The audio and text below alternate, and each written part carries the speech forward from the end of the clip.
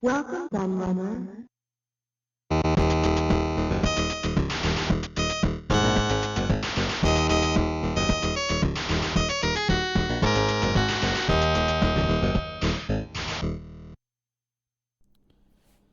Hello everybody, Kieran O'Kelleher here, and I'm back with another book review. And those of you who follow my channel might remember that fairly recently on this channel I looked at a guide to scrolling beat 'em ups by Hardcore Gaming 101, and in that video I mentioned that they had lots of other books out via the Amazon print on demand service that looked really interesting, and I'd added quite a lot of them to my wish list. And I got a load of Amazon vouchers for Christmas, and I've also just won a couple of Amazon vouchers as well, which is pretty cool. So I've actually bought three of them. So this is the first of those. It's Data East Arcade Classics, and I've bought a few in sequence. So I mean, I've got a Taito one as well, for example, there, and I've got another one on its way as it's supposed to be delivered today. As I film this video, actually, I'm expecting it. And that one, I think is Namco, or is it Sega? It's one of those two. I can't remember which one I ordered now, but there's both Namco and Sega ones that I've seen that I want to get. There's two Sega ones actually, that's split into two parts. But yeah, I was really interested to get all of these. But I just noticed that Taito one I've got there is volume 2, so I do need to get volume 1 before I look at volume 2. But as I say, I've still got loads of vouchers to spend, so I've been buying them because sometimes they have them on special offers, or they do a deal where you get free postage. So I don't have Prime. My wife has Prime, so I don't bother having it. Usually, if we want stuff from Amazon, she orders it. But if they do a special offer on something, then I'll generally grab it. But yeah, we'll look at this Data East one anyway. First, as I say, before I digress even more, and I was quite excited to get this one because Data East are a company that don't get covered that much. I mean, the others that I just mentioned, Taito, Namco, Sega, certainly Sega get covered a lot more in books and magazines and stuff, and you see articles on them a lot more. But Data East, you don't seem to see so much. They seem to be relatively ignored. Which is quite strange, really, because they were pretty big back in the day as arcade manufacturers go. They released some really classic games. You can see a few already on the cover there, like obviously that's Burger Time, and up the top that's obviously Bad Dudes versus Dragon Ninja. Still one of the greatest titles for a video game ever. But another one that springs to mind of theirs is RoboCop. There was Two Crude Dudes. Loads of stuff, as we'll see as we go through this book. But certainly, I can think of a lot of games. Bump and Jump, that's another one actually. I love that. But I'm sure all of that is in here. So we'll start off there. So we've got a table of contents. People who backed the book on Patreon there as well. So well, people who support Hardcore Gaming 101 on Patreon, should I say there. Small introduction. It's a bit of a strange intro page actually, because they've kind of squashed everything into one page. So you've got all the contributors there, contents, a small introduction at the top from Kurt Kalata, and then Patreon people at the bottom usually get a separate page for an introduction, which is strange. They've kind of condensed it into one page, which I do find quite bizarre. But it starts off with Burger Time. What else? I think that was the game really that made Data East and kind of got them recognised in the arcades. I think. I mean, they it was released in the West. I think Bally Midway picked it up, but certainly it got Data East recognised as a company. I suppose there was Lock and Chase around that time as well, but Burger Time definitely the most well known game from that period. Very popular game. And I love Burger Time. I'm a huge fan of Burger Time. So, like the beat 'em up book, it shows all the different versions of the game. So there's arcade, the pretty tragic 2600 version, the excellent Coleco version, There's PC, Intellivision, MSX, NES, Apple II, TI-99 there. So there's a few versions missing.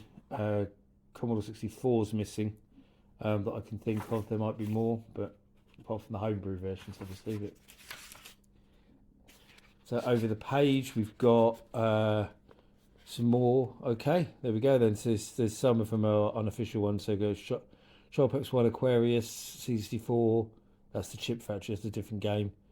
CPC, Spectrum. There's clones there as well, like Burger Boy for the Atari 8-bit.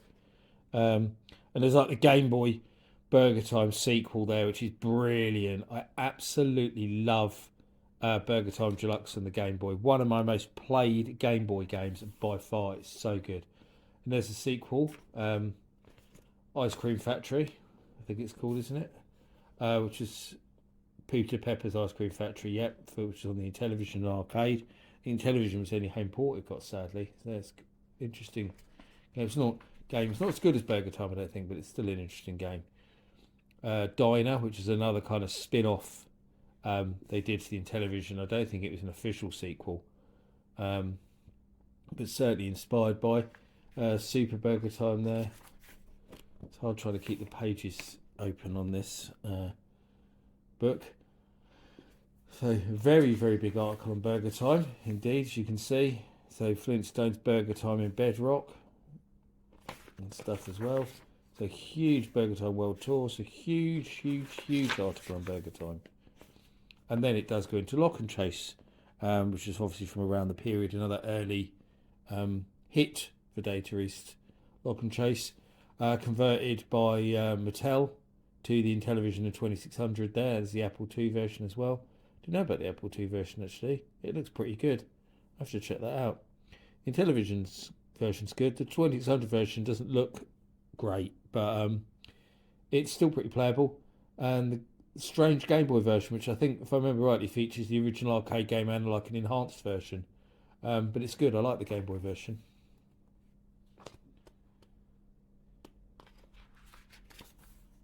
Then Bump and Jump, which I also already mentioned as well. I love Bump and Jump. I played the hell out of the 2600 version. I had it when I was a kid, and absolutely loved it. But the NES version's good. All the versions are good. Coleco and Intellivision, they're all good versions. But I particularly love the 2600 version because I've got such happy memories of it. Really good, really big nostalgia for it. Karate Champ. I forgot that was Data East who released that. It wasn't them who developed it though. I'm trying to think who it was who developed Karate Champ for Data East. I can't see it there in the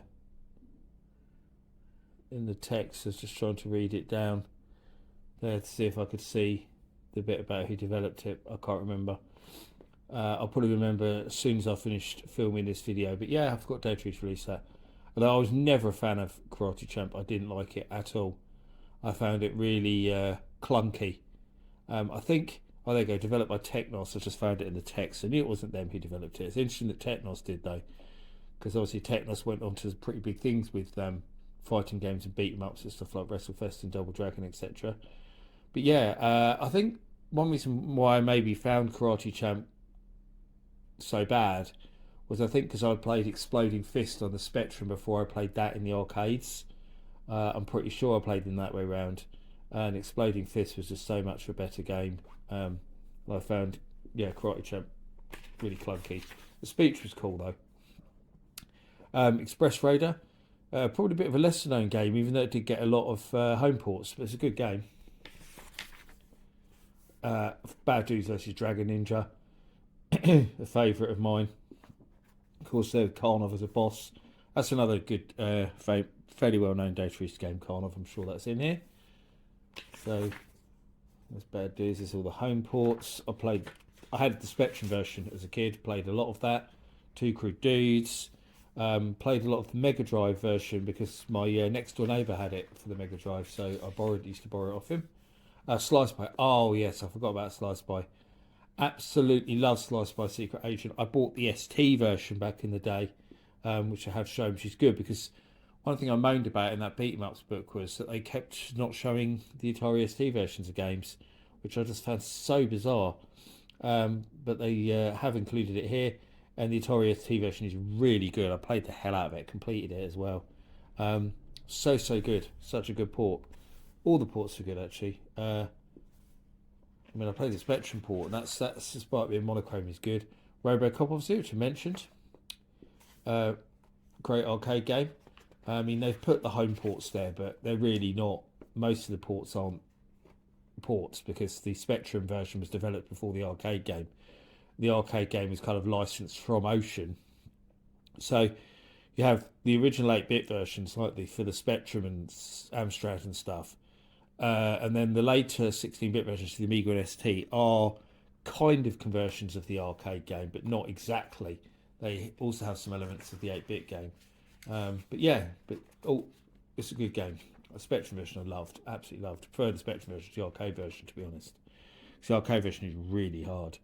Real Ghostbusters, loved that. Again, they've shown the Spectrum version. I had that on the Spectrum, and I absolutely adored the Spectrum version. And it was a really good port. You can see it in the bottom corner, because the Spectrum version was done all in full colour, which was really nice to see at a time when a lot of arcade conversions on the Spectrum were done in monochrome. But they actually made an effort to do colour graphics, which is great. There's Karnov, which I talked about. Another game actually that got a really good port to the Spectrum. I had the Spectrum version. That's down there in the bottom right hand corner. Not a particularly great screenshot of the Spectrum one though. They're taking a bit of a boring screenshot there. But again, really impressive graphically. I really like the Spectrum version. It's really good. Atomic Runner Chelnov. I've got the Mega Drive version of that. Another good game. See, all the games are good so far, really, apart from Karate Champ. It just shows the quality of what Data East released. So cameos. There's lots of cameos from other characters. So obviously it goes through them there with Bad Dudes and Tumble Pop, Joe Mac. It's another one I forgot about actually. Joe Mac and Tumble Pop for that matter. I really like Tumble Pop. Very underrated game. Captain Silver. It's a Master System. Arcade Famicom. I've never played that, Captain Silver. I'm not sure why, but I never have. I have to correct that.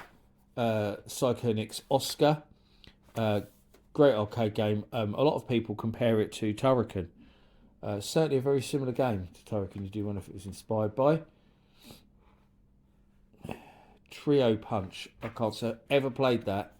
I'm not familiar with it whatsoever. Never played that. Never heard of it, to be honest, either. Have to have a look into that. The Cliffhanger, Edward Randy. Can't say I've ever played that either. It looks pretty cool though, actually. I might have to look that up on MAME. Joe and Mac, of course. I think everyone knows. It's a game that everyone knows. Got lots of home ports. And then I'm assuming it goes into Joe and Mac Returns, a sequel, which is slightly different because Joe and Mac was a scrolling platformer, but Joe and Mac Returns was a single screen platform, more like something like Bubble Bobble. Actually, it's a lot like Tumble Pop, which is obviously another game by Data East. Sorry for the jump there. There's someone at my door. Then it goes into Spin Master, which is a Data East Neo Geo game. They did quite a few games to Neo Geo actually. Where you use a yo-yo, cool kind of platform game, run and gun style platform game. Dashing Desperados on the Mega Drive, another good game actually.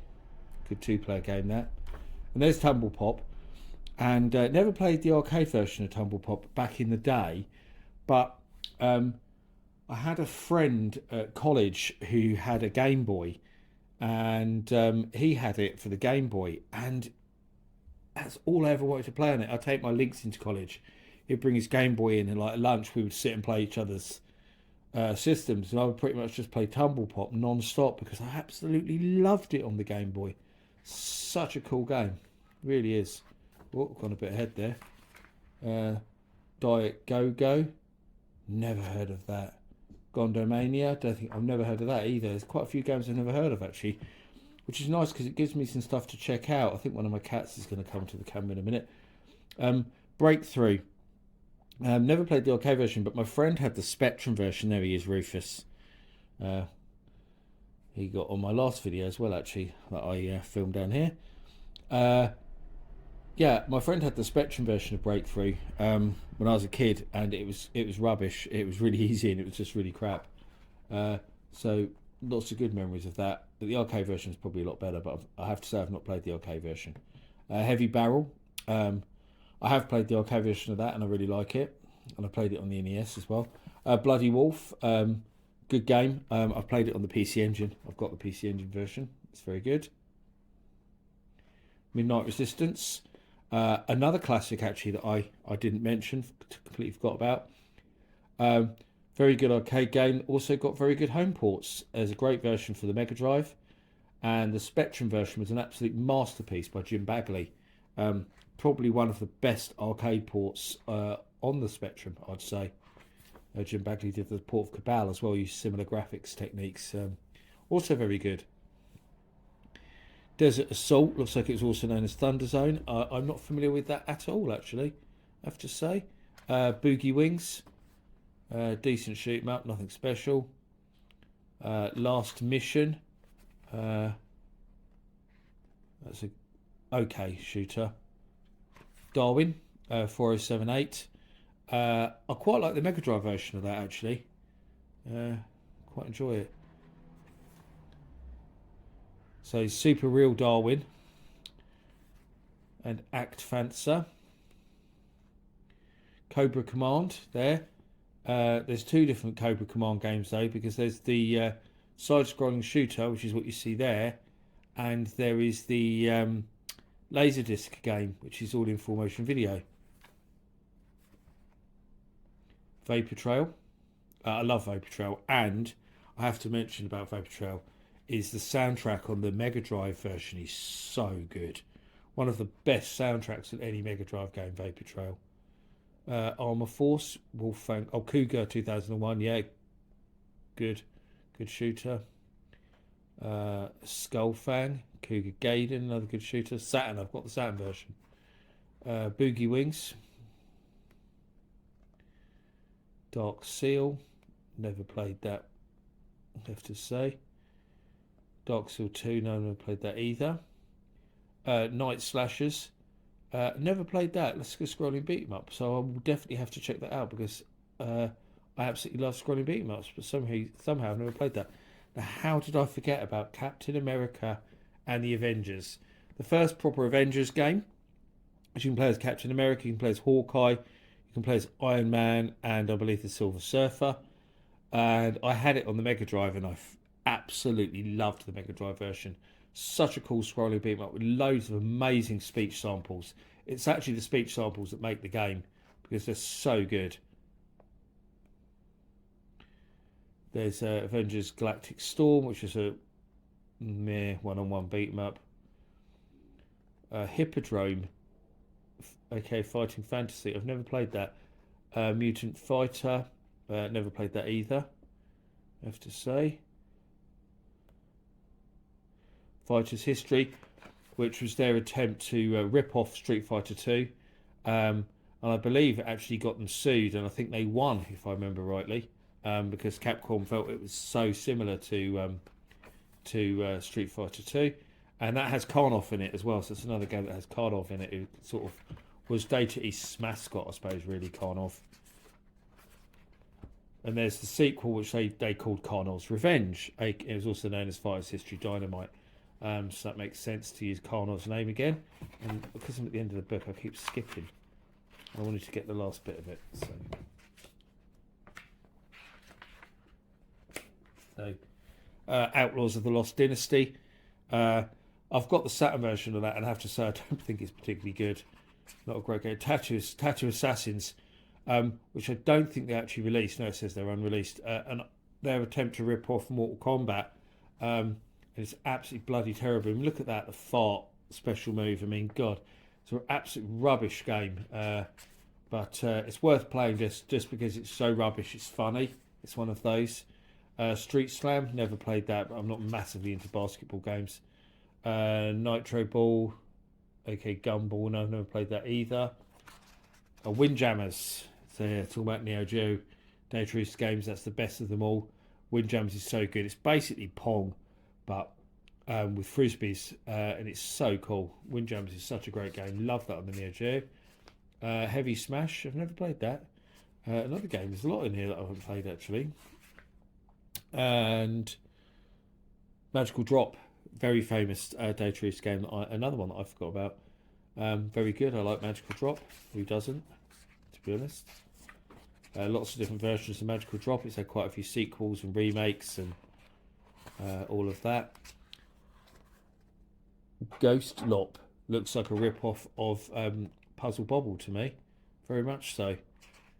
And miscellaneous. So I was just going to say I haven't seen them talk about the Deco cassette system and all the games that came for that, but they've actually done a separate little bit on the Deco cassette system, which is definitely worth talking about because it's a very important part of Data East history, and it was a good system that made them quite a lot of money, and that was a bit flawed because it used tapes, which then went wrong, so it did have its issues, but yeah, it's definitely an important part of their history.